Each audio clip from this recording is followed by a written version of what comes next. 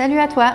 Aujourd'hui, je vais te montrer différents gestes transformateurs que tu peux utiliser quand tu travailles avec des matériaux souples comme du papier, du carton ou même du styromousse. Quand on travaille avec le papier, on peut le façonner pour lui donner une forme. Alors, c'est le premier geste qui s'appelle façonner. Pour façonner, il y a différents gestes qu'on peut utiliser aussi, comme froisser.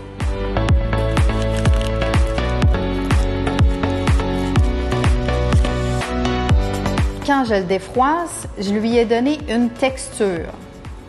Une autre façon de façonner le papier, c'est de le plier, comme par exemple quand je veux réaliser de l'origami. Donc, quand on plie, on rabat une surface sur l'autre.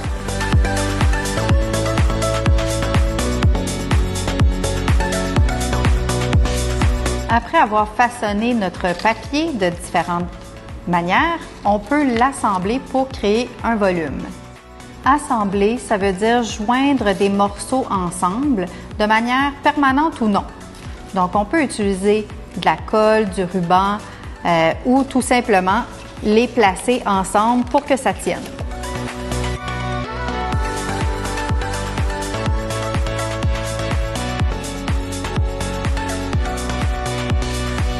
Équilibrer des volumes ou des matériaux, c'est faire en sorte de les assembler de manière stable, donc sans contrepoids, sans que ça tombe.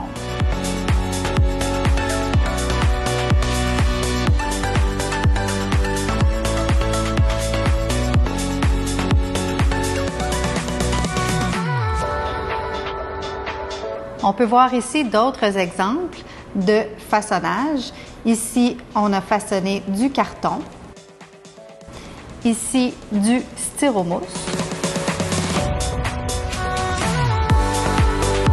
Il y a différentes façons d'assemblage. Ici, en collant les éléments ensemble sur la surface. Ici, en les plaçant en différents plans.